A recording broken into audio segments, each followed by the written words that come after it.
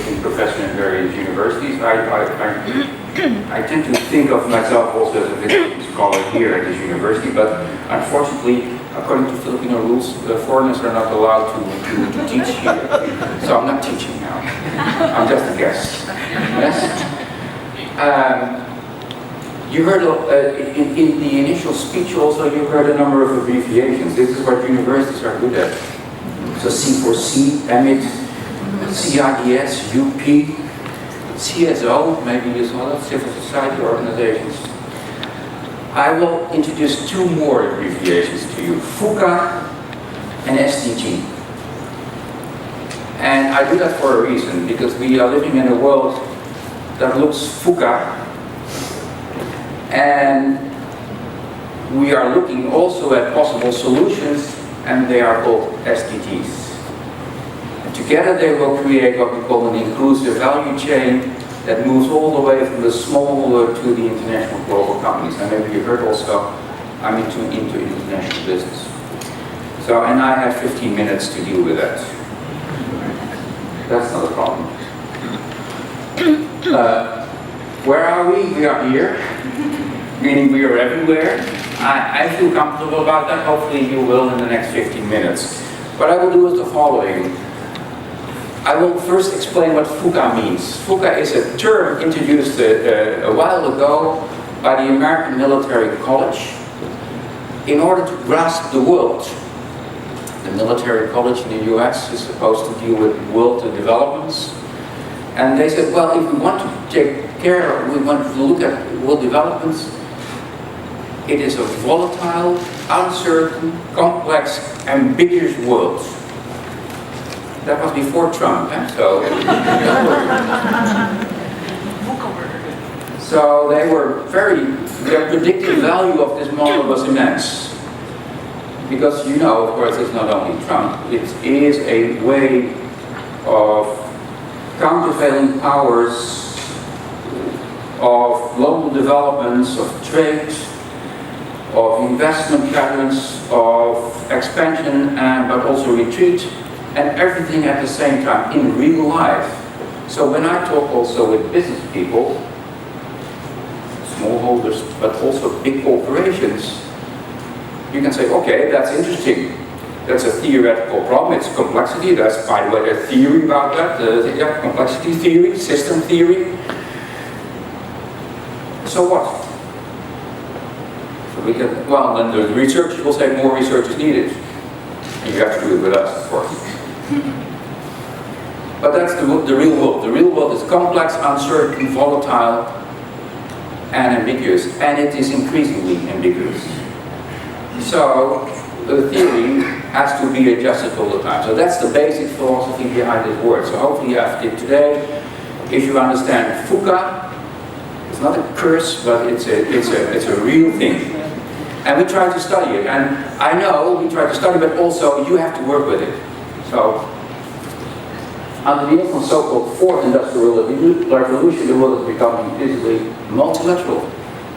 So whereas in the past the US ruled the world, the hegemonic power, they don't do that anymore. The Chinese are upcoming, the Europeans are somewhere in the middle, but that's to leave the Philippines. Is it the South Chinese Sea or the West Filipino Sea? Just to mention, I will not intervene in your domestic activities, but until we have an age of change. It hampers the way organizations, leaders, people can make decisions. And we tend to think of this as something special, but actually in the past it was there as well. But it was slightly more predictable. Okay. So, what we see droughts, we see poverty, we see grand challenges, we see health issues, globalization.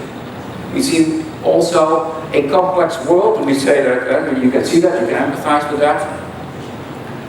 So, what do we see? We see complexity, we see problems mounting, we even see a conference room that is partly empty because of climate change. I think we accept that. Some people deny that. So this is one of the problems of a VUCA world. And that's the next slide. Because actually VUCA leads to bystander effects. And the bystander effects are actually we see someone drown, We know they are drowning. There are lots of people around the pond, and we don't do anything. It's even worse. The more people around the pond, the less action is taken, because that's what we call the bystander effect. We think, well, somebody else should do it. Or maybe not because we don't like to take the responsibility, but because we think that somebody else is more capable to do it. Or it's even worse, well, you think I can do it, but maybe I get drowned as well if you know what the problem of drowning is. Now the bystander effect looks very real for us, but at the global scale it is real also, because we look at global change, we look at climate change, and we look at them as sort of collective action problems, and basically we turn our back on that. Now, not because we're bad people, but actually because the complexity of the problem creates something what we call choice paralysis. So what does it mean? The choice paralysis is the rabbit on the road. Do you know the story? This is not a road, but a highway. Very heavy traffic, unlike Manila. No, the traffic is heavy in Manila, but it doesn't go. The road that I'm talking about is a highway where actually the cars drive fast. The rabbit crosses the street, and at the middle of the street the rabbit realizes this is dangerous, this is life-threatening. What does the rabbit do? Well, we know, maybe you know, there is a traditional human behavior. You either flee, you fight, or you freeze. And the rabbit that is life-threatened is freezing, as we all do in the prospect of two complex problems. The problem with the rabbit is, of course, on the road you freeze, but you also die. That's what happens. So we also die in many respects, or we are faced with complex issues like poverty, like value chains, like all those issues that we are facing. And many of us say this is too complex, including scientists. Let's theorize about it, make it simple, and then see the world. The world doesn't abide to our theories, the world should change, not our theories. So we are, luckily, as Cynthia also said, we are in a new phase. Let's see what the next slide is, yes. So because VUCA also creates opportunities. Because actually we know from what we see also that it doesn't work. Negative frames do not work. So what else? Well, luckily we have something, and this is called the SDGs. This is the second abbreviation. These are the SDGs, the Sustainable Development Goals, or the global goals. And one way or another, don't worry, this was not a sort of planned exercise. In 2015, all the countries in the world more or less subscribed to this. 193 countries subscribe to the Sustainable Development Goals. It is, by the year 2030, we find it as a global community unacceptable that there will be people living in poverty. Not just poverty as a $1.25 a day sort of, but poverty in all its forms. And then the agenda moves forward. They said, well, we also think that hunger shouldn't be there. We think that everybody, that's SDG 3, should have access to health, education, gender equality, that's 5, water, that's sanitation, all the way down to climate change and institutions and the like. And they created 17 goals. What is different for the SDGs, the Sustainable Development Goals, compared to, say, older ways of looking at development, the Millennium Development Goals before that, for instance? The big issue is the global community participated in that procedure. So it was the stakeholder engagement at a global scale. So 3 years of what we call multi-sector, multi-stakeholder engagement process actually created this. So, and multi-stakeholder engagement was government, which is the traditional way of looking at this, business, which is quite new, NGOs, that was relatively old, knowledge institutes, that were quite new, and they created this. And then people would say, okay, this is too much, too complex.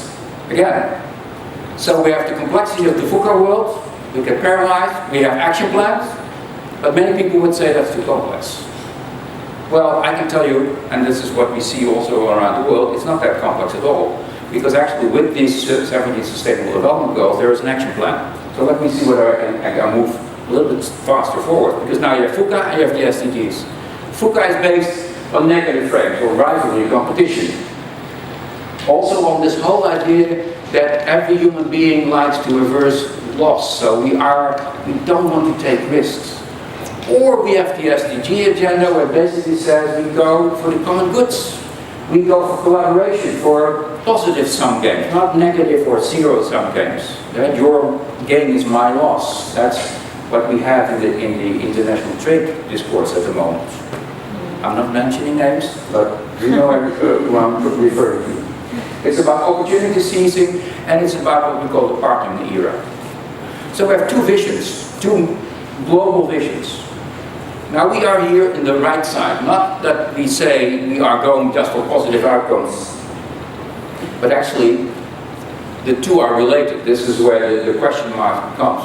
You cannot just say, okay, I don't know, so that's the rabbit on the road, you are on the road, let's collaborate. You see, the rabbit wants to collaborate with the cars or with the regulators. So you have to come up with some real alternatives also. So that is where I think this conference also, this project, everything we try to achieve, we are doing that. And I can tell you, we are not trying to do that in a dynamic way only. My institute, Rotterdam School of Management, actually adopted the SDGs, the Sustainable Development Goals, as the leading motto of our institute. That's something for a business school, because normally we would say it's about profit maximization or whatever. And we found out that already 10 years ago that business is not about profit maximization, it's about value creation. And of course, to do that, you need profits in order to have a sustainable return on investment. It's the other way around. So this is what actually is the big statement of today. It's not looking at the negative side. It's looking at the positive side, and the positive side actually is the first step you have to make. You have to start investing, you have to start thinking about the future, and then you have to start thinking about the real needs of people, not marketing products and then try to sell as much as possible. Even my marketing professor colleague, I'm not into marketing, understands that now. We said after we changed our motto as a university, they said, hey, this is interesting. As an academic, I'm more stimulated to think about marketing as creating value for people than as marketing, as selling as much as possible. And even the best marketing trick is, of course, that you sell something nobody wants, but everybody buys. Call it an iPod, something. Or even worse, because iPod is something, got cigarettes. That's what the marketing profession is all about. 17, and we will not talk about that in detail today, but there are 5 basic principles. We call it the 5 Ps. The 5 Ps are about people, planet, prosperity, peace, and then the 5th one is actually the one that I consider to be the most important one. Not because it is a goal in itself, but it's sort of the means, the facilitator for everything. That's the partnering stuff, the collaboration.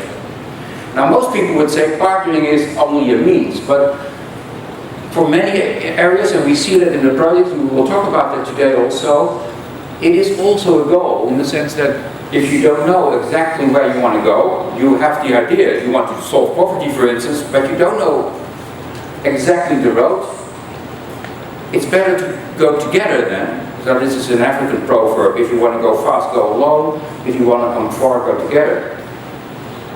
And if you know what your destination is, that is what the Sustainable Development Goals are so important for. That's what is also stimulating for companies, because I will tell you in a second also that most of the big companies in the world, including many of the Filipino companies, have adopted the SDGs. There's one little problem.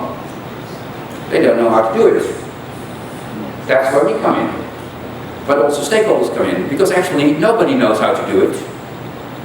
But we know that we should do it together. That is important. And that's not a weak point. Actually, we see that time and again. That's the strength. The strength of partnering actually is being, we know the goal, we know who should participate, and together we change it. That's where the stakeholder involvement and action research becomes really important. So that we not as academics decide and say, okay, this doesn't work. No, this doesn't work either. So go back to real life. And then after 5 years we publish about this in a journal or whatever. That's utterly uncooperative also from academia. So we are really reinventing academia as well. And not just the economist, Cynthia. Anyway. So from negative to positive phrase. This is the statement of the will of the UN. Now, we the people. If you go to the website, you will see the we the people is a phrase also used in order to move beyond the bystander effect. We the people are we the people. And nobody should be left behind. That's one of the Sustainable Development Goals. But we should be all included.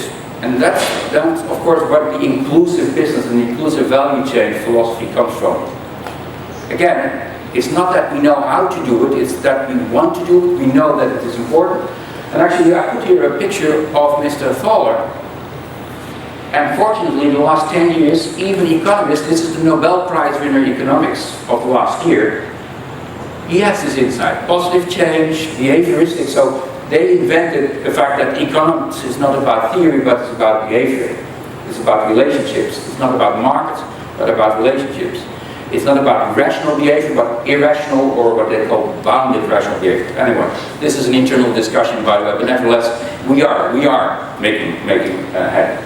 So, creating the combination between VUCA and SDG. I hope you now have the abbreviations ready. I will check it at the end of the day.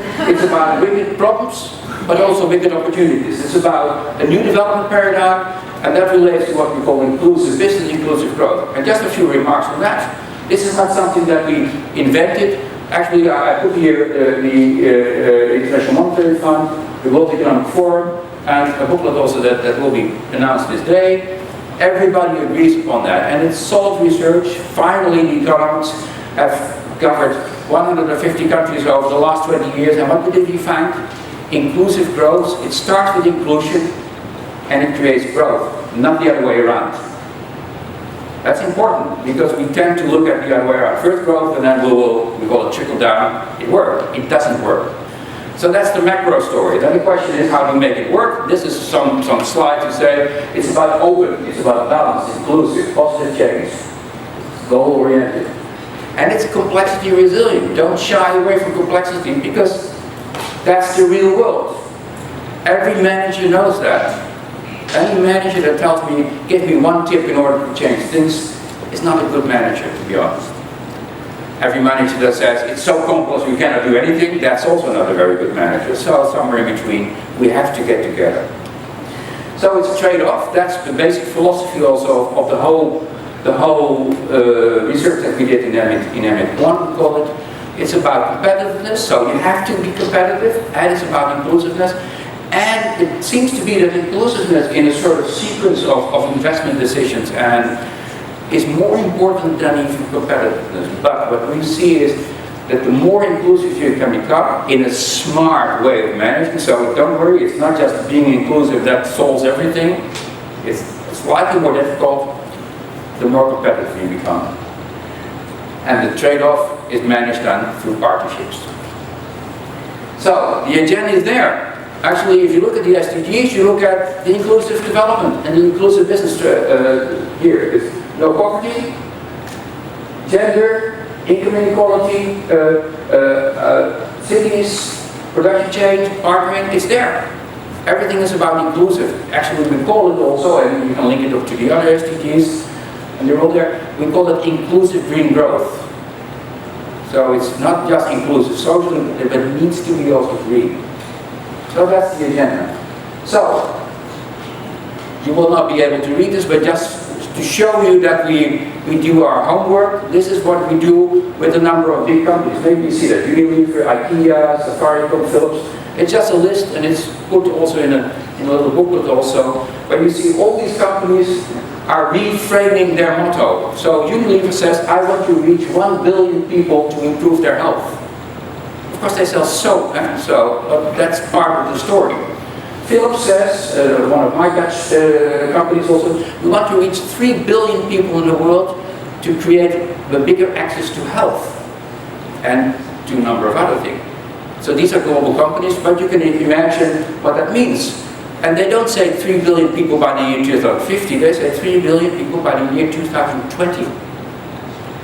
And they have now quarterly profit statements, of course, because they're a public company, but they also have quarterly SDG statements, where they try to keep track of this. And it's utterly So this looks quantitative, 3 billion, but it's very qualitative. And behind that you can imagine there's a whole value chain, an innovation strategy and the like. And you can see that happening all around the world. So we are very positive about that. In order to support that, as I already said, we wrote this booklet for the Rotterdam School of Management, but we share it with you. We have now made also a copy for the C4C project, where we basically say the SDGs are a $21 trillion opportunity for business annually. And it's very easy. If people are not poor, they become consumers. It's a market. It's an opportunity.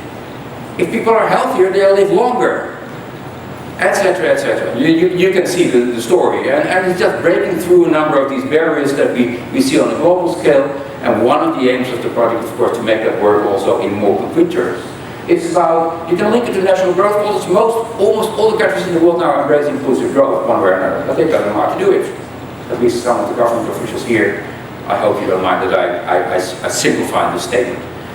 Don't know how to do it, mean how to select companies that are really serious about it, how then to frame policies and to intervene and to...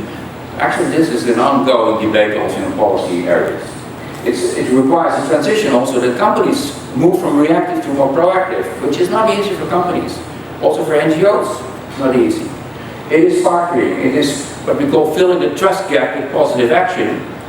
We live in a low trust society. I say we live in a, so not you, the Philippines, but the world.